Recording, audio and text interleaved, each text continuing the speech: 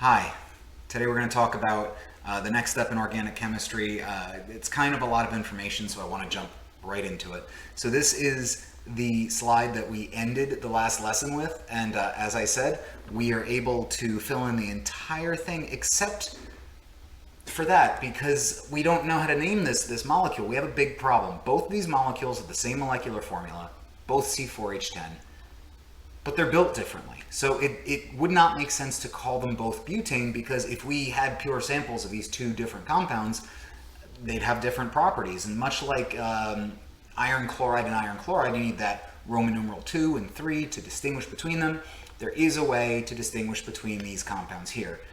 So we're gonna, before we get back to that example, here's a little bit better, cleaner an example to show you. What we have here is two different structures. If we count things up, what's the same between them is the molecular formula. And it is 6, 3, 4, 5, 6, 7, 12, 14, C6H14. If we were to label this, I see a bunch of single bonds. It would be an alkane. It fits this 2n+2 formula as well. However, I don't think we can call it hexane. Because if we were to call it hexane, that, based on what we learned in our previous lesson, would be our acyclic linear, not branched. And what we have here is a branch. So they definitely have different condensed and structural formulas. So in order to distinguish between the two, we have to come up with a unique name for each. We have to call them something different. So we need something that isn't hexane, but also is something that has like a system to it that would actually yield a different name for both. So I can give you a minute to try and use table P and Q to try and see what you can come up with. If you want to think a little bit on it, you can definitely pause. Some of you might have an answer already. That water is almost empty. But the number one thing I can see is that if we were talking about these acyclic linear hydrocarbons before, there is a linear hydrocarbon here. I mean, if we want to focus on it that way, these aren't really looking like hexane. If we like ignore this little bump here, what each of them is, what's true about both is they look like pentane with a little branch. And when we use the term branch like a tree, right? Like they also call them side chains and main chains, and because it's like a chain of carbons. But yeah, what I would say about these two is they both look like pentane with a little bit extra, and in the naming scheme, that's exactly how they're named. So we're going to just dive into our nomenclature rules. There's a lot of information on the slide, so we're going to try and take it piece by piece. But the way it works, and we're going to go bit by bit, is we find the longest contiguous carbon chain and name it. Now, when I say longest contiguous, the way I like to do it at first is you can draw a line with like your pencil or your pen, and it's a line that you cannot pick up your pen and you cannot double back on your line. So in other words, if I were to go like this, I can't then go like that and keep going. I can't turn around. That's a bad idea. So I'm just going to go through this first one, and I'm going to make a line here because that seems like one chain that we can do. And I'm going to use a bunch of colors to really make this easy to see. I think that's another chain. And I think, well, that's, let me label it. That's 5 carbons. And let's use dark red. That's probably not dark red. That's probably regular red. That's also 5. And that's 3. So in each of these cases, whenever we're trying to do this process to figure out a name, we have to start by finding the longest carbon chain. And that's 5 in this case. Now, because there's 2 different 5s, I'm just going to pick the one that's more linear because that looks nicer to me. So we're going to clear out everything I don't need. And that longest chain of 5 tells me that this molecule, its name is going to end. So this gives us the end,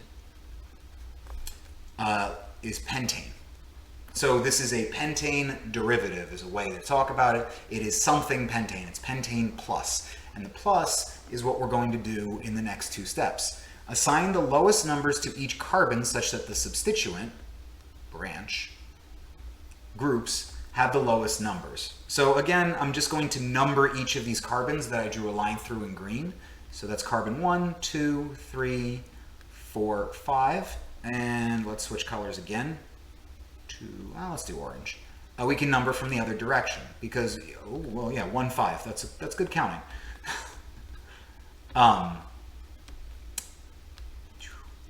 3, 4, 5. So there you go.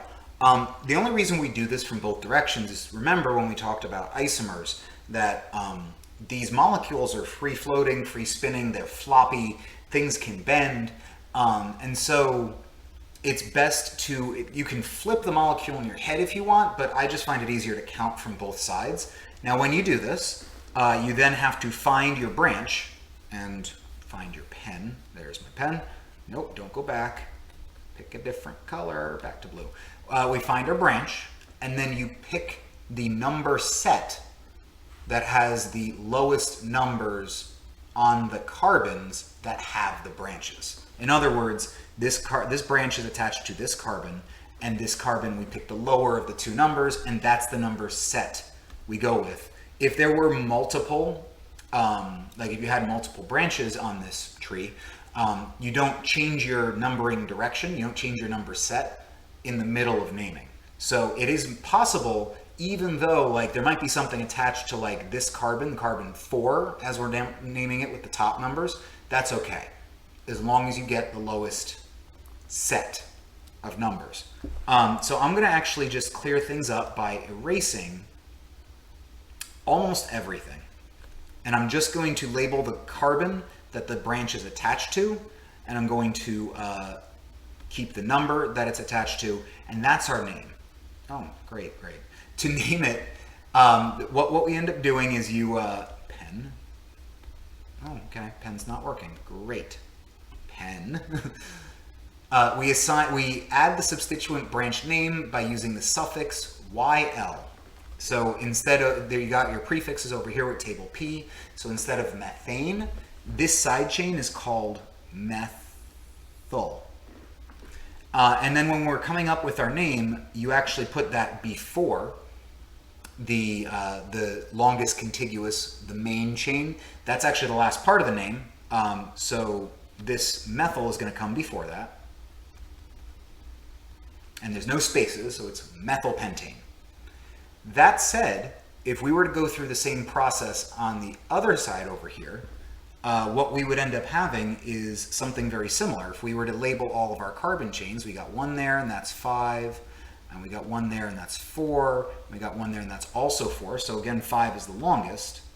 I'm going to clear those out.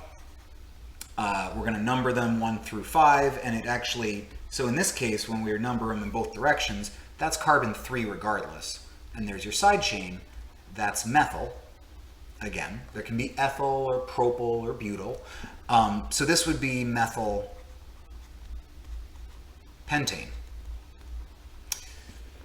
Which is great because now they still have the same name. And this is why the numbers come into play.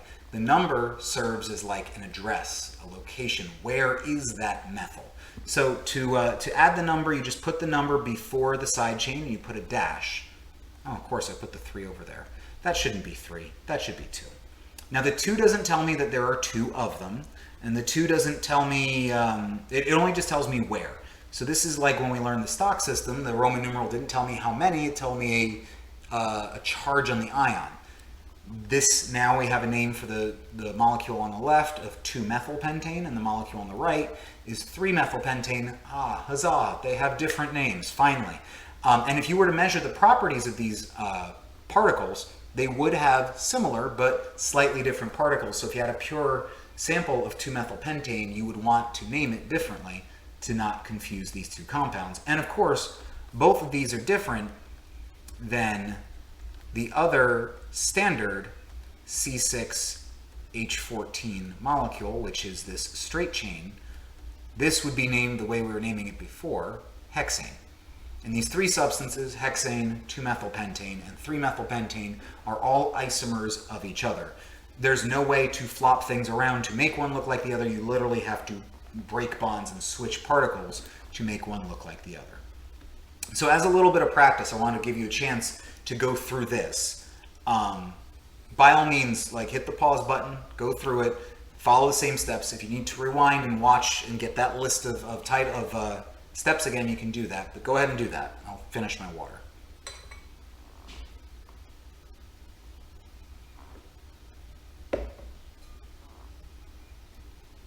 Great. So just to step through the process one more time, I'm going to make my chain of, that's a 4. I really, really hope you did not get hexane as an answer. If you did, well, we're going to go through it together because it's not that. We have a chain here that is 6. And then we have a chain, let's do this one here. And that's 2, 4, 6. That's actually 7. So that's the one we're going to go with. This is a heptane, actually. So again, if you're like, I would suggest doing this in pencil if you're doing this in your notebook along with me. I would clear out everything that you're not using anymore. So I don't need that 7. That's our main chain. Sometimes something I like to do is I'll take, I kind of like circle the side chains. I say that's a side chain that's separate from everything else. This helps me not count the wrong carbons, and it just cleans things up a little bit. We got a line in our numbers. We're going to number 2, 3, 4, 5, 6, 7. We'll number again in this color. 1, 2, 3, 4, 5, 6, 7. So again, just like we saw on the previous slide, we pick the number that identifies the carbon with the lowest number when the side chain. We pick the number that gives the carbon that the side chain is attached to the lowest value. There we go. So between 3 and 5, that was really hard to say in words. I could have just said between 3 and 5, 3 is lower. So that is the numbering scheme we go with. I'm going to clear out all these other ones. I'm actually going to clear out that line too. We don't need it. We don't need that. We don't need that. We don't need that. And again, what we have here is a 1 carbon side chain. So this would be methyl, and then we put a dash, and it's found on the 3rd carbon. Now, if this is a little bit hard for you to see that this is 3-methylheptane, if you want, you can redraw the molecule, and I suggest taking the time to figure out how to do that for yourself. The way you would do that is, I'm just going to draw all 7 of these carbons in a straight line. And then I want to go through carbon by carbon, this being carbon 1, and I want to attach the right number of hydrogens. Right? So this one has 3 hydrogens attached to it, this one has 2. This one has an H, a methyl, and then it attaches to the next in the chain. So that's where this is going to go. And then this one has 2, and 2, and 2, and 3. So these are the same molecule, just one has been bent and twisted a little bit. And this is what I'm saying. A lot of times when people draw stuff on paper, you have this naming scheme, and even though you might think of that as an ethyl hexane, we have this naming scheme that allows it to be methylheptane no matter how we draw it. And that's the real reason we have these naming rules. It's no matter how we draw it, if it's built this way, it always has the same name. Of course, do I want to talk about that? No, I think there's more practice in the next slide. Ah, yes.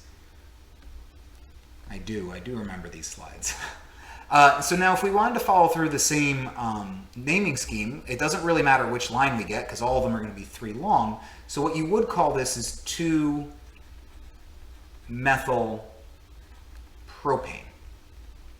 And actually 2-methylpropane, if we remember from the work we did before, is this substance right here. So that would be the name that we put in, 2-methylpropane, we've got it. However, what the slide is telling me, and I know because I wrote the slide, is that this number is actually not needed. You don't need this methyl in here. It's not wrong to include it, but it's one of those things. So if you would call the previous one 2-ethyl hexane, or if you say iron chloride, if you're missing something in chemistry, it's the kind of thing where we'll all know what you're talking about, but we also know that you're not quite fully grasping all the rules. I mean, I'm sure you've seen the same thing happen in the English language, or if you're taking a language other than English in your other classes, any other languages you're studying, it's possible to communicate, but not necessarily follow all the grammatical rules. Like, for example, I know in Spanish, like the order of the noun and the adjective matters. And I think you don't say red car, you say car red, unless it's really red. My point is the order matters, and if you use the wrong order, people will like get what you're saying, but it's like, oh, you don't really know what you're saying, do you? Anyway, my point is, there is no other way to draw methylpropane. And if we remember, the numbers were only necessary with these methylpentanes because there were two different methylpentane molecules that are isomers and are not the same molecule. There is no other way for you to draw methylpropane and not have it be that molecule. I know what you're thinking. I know. You're sitting there saying, well, but wait, what if it was 1-methylpropane, right? That's a different one, so we do need the number, right? Oh, well, there's also 3-methylpropane, right? Well, so I need the number.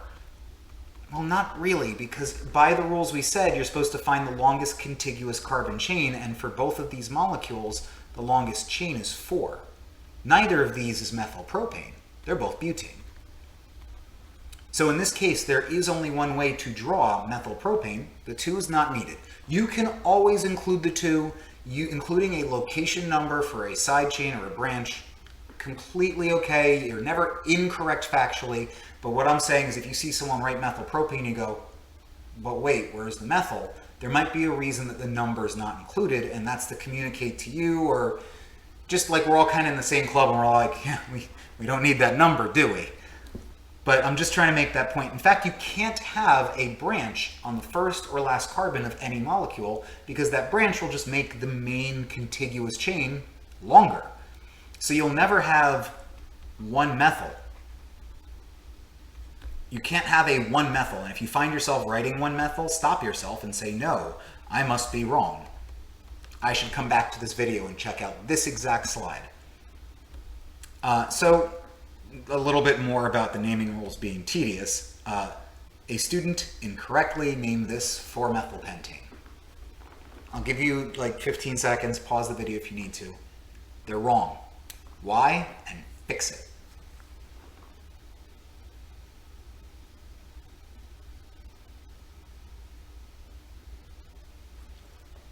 Welcome back. So if we number, let's just say that the pentane is this line of 5. That's easy to say. It's a straight line, right? I totally get where the 4 comes from, but don't forget we, as a step, we're supposed to number in both directions, and we should be taking the set of numbers that gives the branches the lowest value, lowest location value. So that's something we're going to talk about a little more soon. So what's going to happen is with like 4-methylpentane is not really a molecule that we should be talking about existing. It should be 2-methylpentane. And in fact, if you write 4-methylpentane, this is just the mirror image of that 2-methylpentane we saw several slides ago. It's just, spun around or flipped over or something like that. And don't forget, these are floppy molecules. So this is incorrect because lowest number set. And so we're going to correct it by not using 4. Yeah. So, actually, there was something I was going to get to. That is to say, you could come up with other isomers, right? So we have this other one that we learned about, where this is your 3-methylpentane.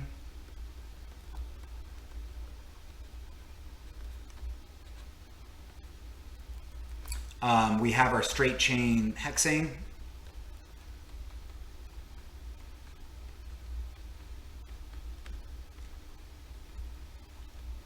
And I don't know how well you all can picture it because this whole unit is about like mentally picturing the molecules and moving around in your head and seeing like how it turns, how it flops, where it's located.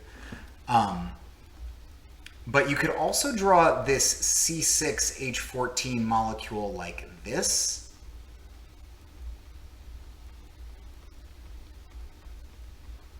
And you could also draw it like this. And all of these isomers drawn here are unique structures. None of them are just a flop, flipped, spun, bent version of another one. So they all have different names. So we have our 2-methylpentane, our 3-methylpentane, our hexane, and then these two other compounds that we haven't really talked about naming yet. But that's definitely what the next slide is about. So I want you to try and go through this again. The only difference is now we've got multiple branches. So I'm open to hearing your ideas, and I guess I can't hear them because I'm recording this. You're not watching this at the time I'm recording it, but I'm open to your thoughts. I'm going to let you think and write out a couple things. By all means, try to name this. And I would guarantee that some of you will get it right and some of you will at least get half of it right. So that's why I want to give you the time to try. That's where the value is. So go ahead and do that. I should refill my water. Pause if you need to.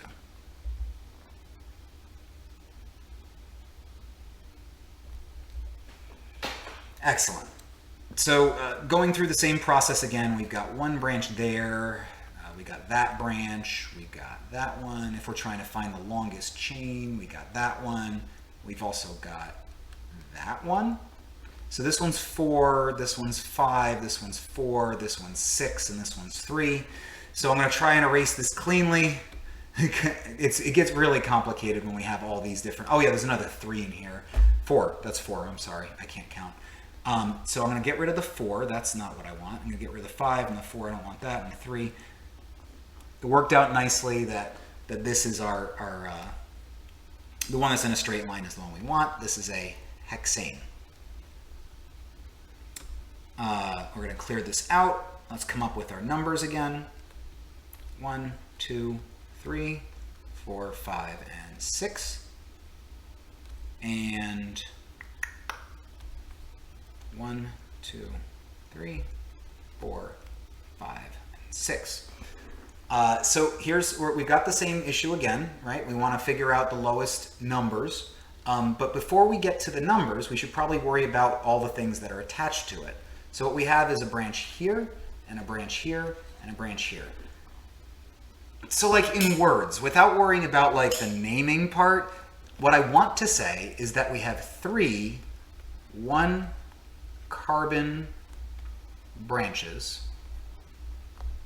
located on carbons. It's either 2, 3, and 4, or it's on carbons 3, 4, and 5. So the way we say 1-carbon branches, well, we know how to do that. 1-carbon branches is methyl. But we need a way to communicate this 3. And the way we communicate that there are multiples of a branch is to use a prefix like di, tri, tetra, and penta. So this would be tri. So in bringing this over here, this should be trimethyl hexane. Now again, the question is this a 2, 3, 4, because we need the locations of all 3 of them, or is it a 3, 4, 5? And this one should be pretty clear that we want the 2, 3, 4, not the 3, 4, 5. But what you can imagine very easily a scenario where we've got carbons or we got branches on different locations, and so you got one on the 2, but then we got one on the 5, and we're not going to do the kind of thing. We're going to use 2, 3, 4. We're not going to say 2, 3, 3. Because we can't switch our naming scheme. In fact, once we pick this, I want to even erase the other numbers so that it's completely clear. We're not changing our direction of numbering in the middle of our naming. 2, 3, 3 would look a lot different. But if you're in the case where you have multiple branches, if they're all of the same length, we lump them together, and then we pick the set of numbers that are lowest. And when I say set, I kind of mean sum, because I could very easily see oh, there's a 2, 2, 5, or a 2, 5, 5. And you have to kind of add them up because it's 1 plus 1 plus 2 plus 1, or 1 plus 2 plus 1 plus 1. The game's up, Scarlet. There are no more bullets left in that gun. Oh, come on. You don't think I'm going to fall for that old trick? It's not a trick. There was 1 shot at Mr. Body in the study, 2 for the chandelier, 2 at the lounge door, and 1 for the singing telegram. That's not 6. 1 plus 2 plus 2 plus 1. There was only 1 shot that got the chandelier. That's 1 plus 2 plus 1 plus 1. Even if you were right, that would be 1 plus 1 plus 2 plus 1, not 1 plus 2 plus 1 plus 1. Okay, fine. 1 plus 2 plus 1. Shut up! Or something like that. We're going to use numbers and we need to separate them by commas. And something I haven't mentioned yet that I'm going to mention now is that you use commas to separate numbers, and every time you're switching from numbers to letters, use a dash. The one thing I'm not mentioning here that we're going to see on the next slide is that if you have different branches of different length, you actually have to name them separately. And I know I'm throwing a lot at you, but the way this works is that, these numbers apply to the thing that they immediately precede. So in other words, to read out what I've written in the name, on carbons 2, 3, and 4, there are 3 1-carbon side chains on a 6-membered main chain that has only single bonds. So these names are getting pretty long, but if you try and translate it back into English, it gets even longer, which is why we have this system. So I think, yeah, this is a good chance for me to stop and let people draw. Take it in your notebooks, go ahead, take your time. Don't draw on your screen, because a lot of you have touch screens, you'll start unpausing the video or something. But take some time to actually try and draw these. I'll probably start in about 20 seconds. If you need to pause because you need more time, please do.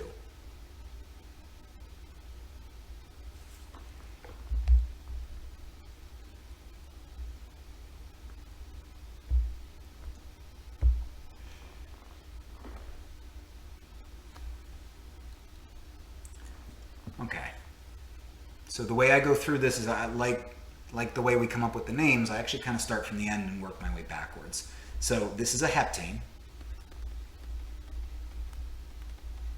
That's 7 carbons, all single bonds. On carbon 3, I need to draw a side chain of length 2.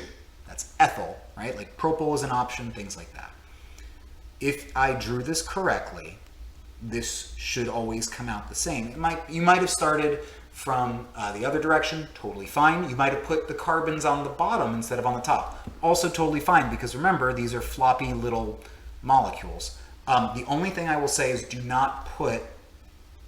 don't put one above and one below, because if you do this, this is not ethyl, that's dimethyl. It's slightly different, but like if you think about it in terms of like branches and trees, you don't have a branch going through your tree. You consider that 2 branches, and that's where that comes from. So erase, clean up. There's a lot of practice in here, which is good for you guys. It's just going to take a long time to watch it. Heptane again. Why am I writing H? It says heptane. I'm going to write heptane. 6, 7. Go to carbon 3, make a 2-carbon side chain. And again, if you say dimethyl, you need to write 2 numbers. That is to say, 1 methyl located on carbon 2 and 1 methyl located on carbon 2. Because you can have 2, 2, 3, 2, 4, right? Those are all different options. So if you have 2 of the same branch on the same carbon, you need to repeat the number. And then I know this says ene here, so that's a little bit of a curveball. Hopefully people remember that there's a double bond in there. And methylpropene should look like that. Again, you don't need any numbers because there's only one way to draw methylpropene. There's no other way to draw it and still have it be methylpropene, so that's it. You could call it 2-methylpropene if you wanted to. All right, we're almost there. 2 more things I have to mention, and they both build on what we've already seen.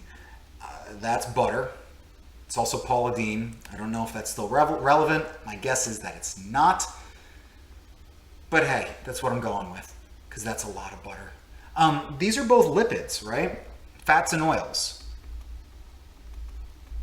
Fats, typically in terms of our colloquial definition, those are solid at room temperature, and oils are the liquids at room temperature.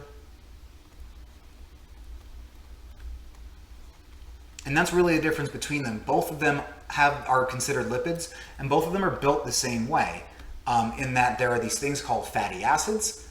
Get it? Because there's an acid group on the end, and then there's oh, you don't know about acid groups yet. Don't worry, we'll cover it in like the next lesson or 2. But there are 3 fatty acids, if you're not familiar with the biology, and they're all connected to the same backbone, and they each have their own length to it. Sometimes all 3 are the same length, sometimes they're not. And that's how you get like different fats and oils like butter or margarine or like olive oil or canola oil or coconut oil. But what I'm more focused on is the fact that some acids are referred to as saturated and some are referred to as unsaturated. And we've heard this before. In solutions, saturated is maximum amount of solute for that amount of solvent at that temperature, and unsaturated is less than the max. So if we're looking at these two structures, I really only see one difference between the two structures, and that's right here. I see something here that isn't here.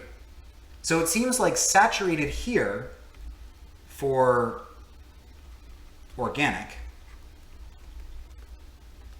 saturated is the maximum number of hydrogens. Unsaturated is less than that.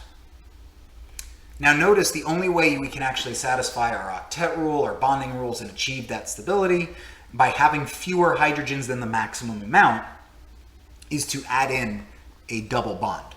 So this unsaturated means that there's a double or triple bond present somewhere. Now I know that these are fatty acids. We're kind of ignoring the acid group right now because, like I said, we're not talking about that yet. So if we wanted to talk about saturated and unsaturated hydrocarbons that don't have oxygen in them, it would work the same way. Alkenes and alkynes are considered unsaturated, while alkanes are considered saturated. It really just comes down to the bonds. What's neat about this is that this explains why oils are oils and fats are fats.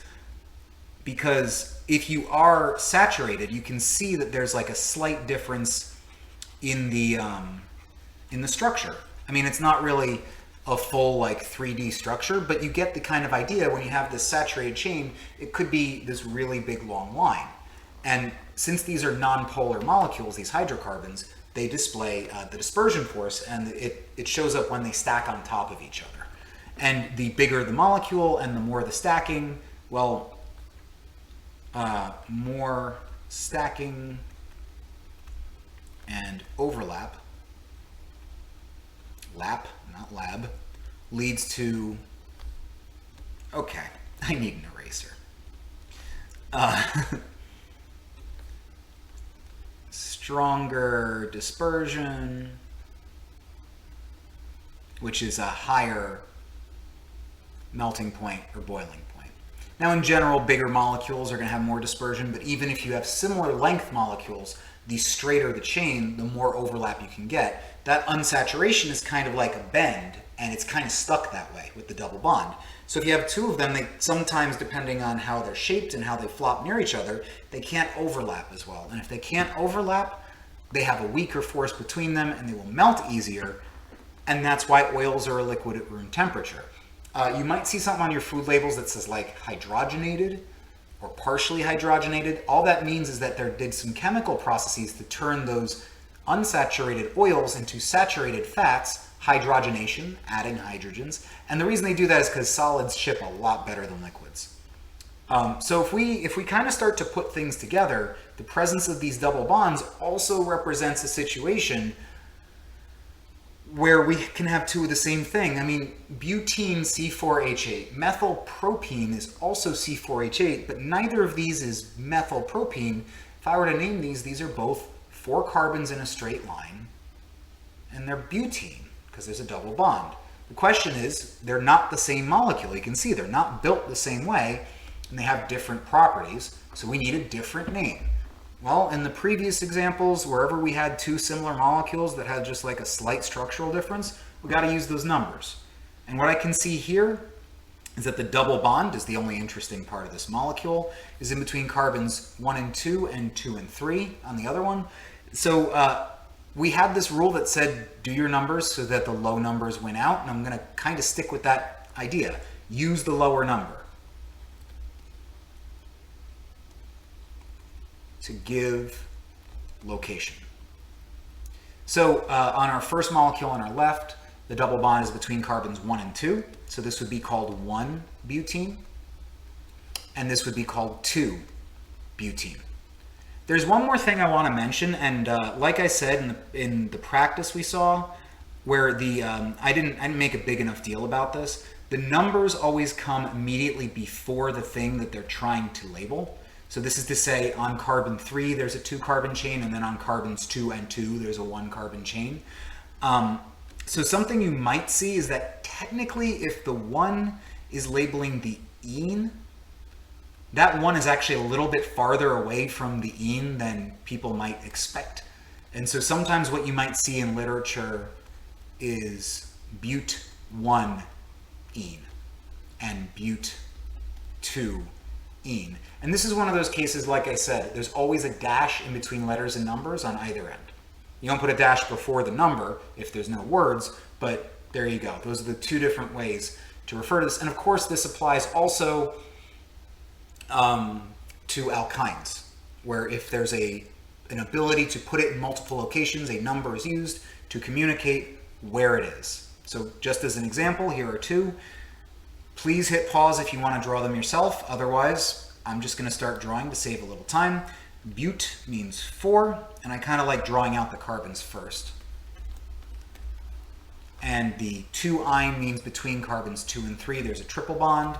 And please be careful, do not do this. This is unfortunately incorrect because those 2 carbons in the middle definitely have 6 bonds. And we're not going to, of course, we're not going to remove the triple bond. We know that has to be there. We're going to remove these hydrogens to make sure always the carbon ends up with 4 bonds, and that's why I like doing the single bonds first. This would be C4H6, which should be consistent with our 2N-2, and it is. And then 3-heptene. 1, 2, why am I making myself 6, 7? Draw so many of these. 1, 2, 3, and 4.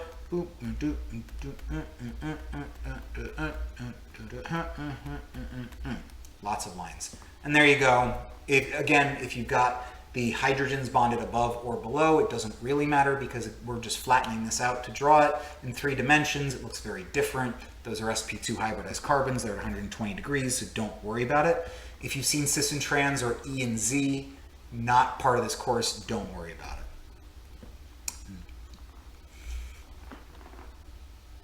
So we talked about how to name branches, and we talked about how to name where the double or triple bond is. You could totally have a molecule where the 2 happen together. So again, hit the pause button. I want you to take a minute, try and come up with a name. You've got the rules down. Like, this is something you guys should start to be able to figure out on your own. I want to let you work through it. Hit the pause button. I'll give you some time though.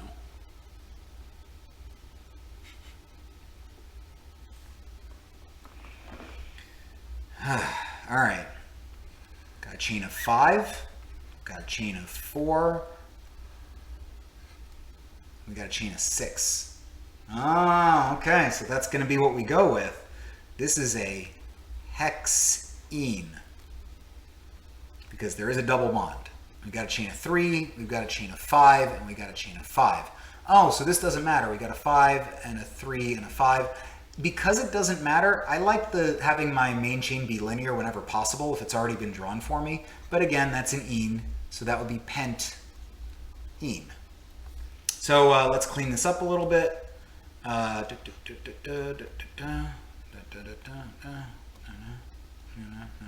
Too clean. Forgot something. We got our pen. Oh, and I didn't clear out enough. Oh, come on. Come on. Work with me here, pen. Okay, numbers. 1, 2, 3, 4, 5, 6. 1, 2, 3, 4, 5. And numbering the other direction. That's it. I'm writing in white. That's a great idea on a black slide. 2, 3, 4, 5, and 6. And then 1, 2, 3, 4, and 5. I'm going to clear out the numbers. I'm going to clear out the lines to make this just a little bit less crowded. So now we've got our numbers to play around with.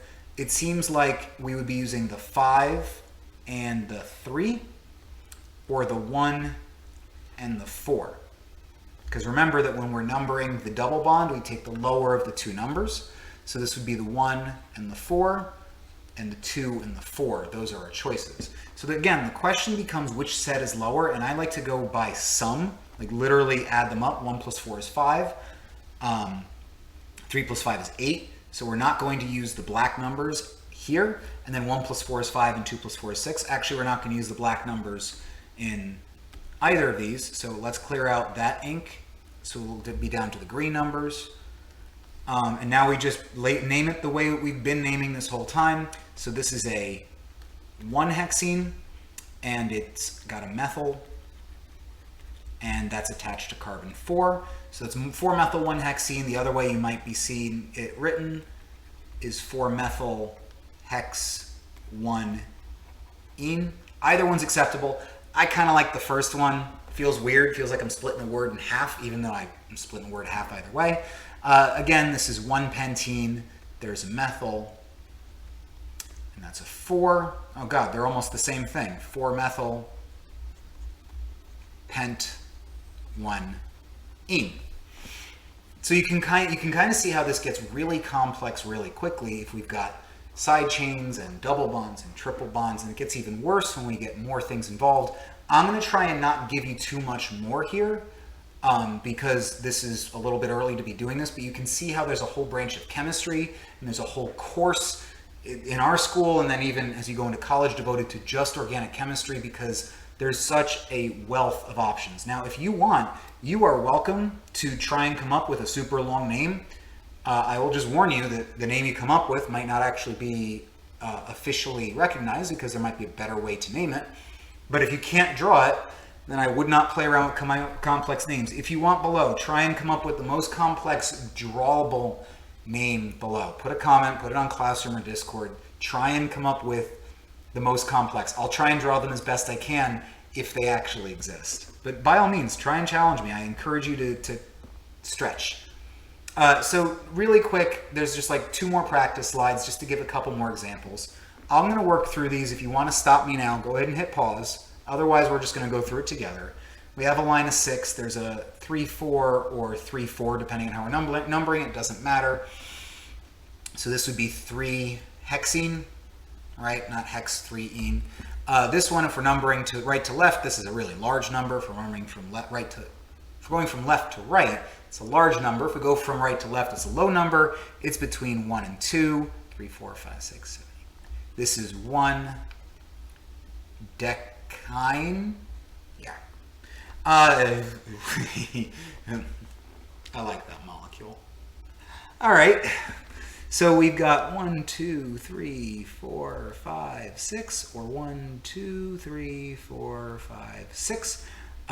2, 4 or 2, 4. Oh, cool. It literally doesn't matter. So these hexenes are like that. So here's what I want to say. There are 2 double bonds.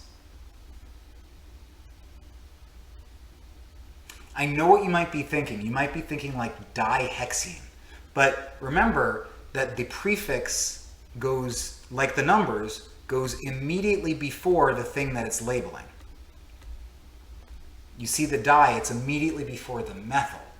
So really we want to put the di right before the ene, if that makes any sense. But this is what we would call a diene, as in 2 enes. There's 2 ways to write this. Sometimes that A works its way in just to make it roll off the tongue a little better. Hexdiene, hexadiene. But then we put our numbers. This is 2, oh my God, 2,4-hexadiene. If you don't have the di in the middle like that and you put the numbers in the middle, you actually get out of doing that. You can put hex 2, 4, diene. I need to find an eraser button for this. But yeah, this is one of those examples where things just get more complicated. You can have dienes and trienes and dienes, and it gets really crazy. But like I said, if you want to try and challenge your classmates and me, I'm happy to try and name compounds with you guys. So as a final summary of things, right, you go through your process, find the longest chain, put down your numbers, pick the lowest set of numbers for your locations, number, and name everything. So, I'm just going to go through this really quick. Pause if you want to do this yourself. This is butane. Nice, simple butane. This, I don't know, 3, 4, 5, 6, or 1, 2, 3, 4, 5, 6. So we either have 2,4 or 2,5. We're going to go with 2,4. Clear that out. I still have to go through this myself sometimes, but it's 2,4. So this would be 2-methyl 4, 1, 2, 3, 6, not 5. Why did I say 5? Hexine. 3-methyl pent 1-ene. Pent 1-ene 3-methyl. There you go. And for all 4, because I added one at the, methylpropene, I'm sorry, we had that one already. So I'll draw it nice and quick. Boom, boom, boom. And for all of them, just to make sure we understand saturated or unsaturated, this would be unsaturated, unsaturated, unsaturated, and saturated. I know this was a lot of information. Unfortunately, there's not really an easy way to split up the naming because it's just all the same thing over and over again with the numbers and the length and the naming. But hopefully this wasn't too much. Thanks for sticking with me through the whole thing. Thank you for watching.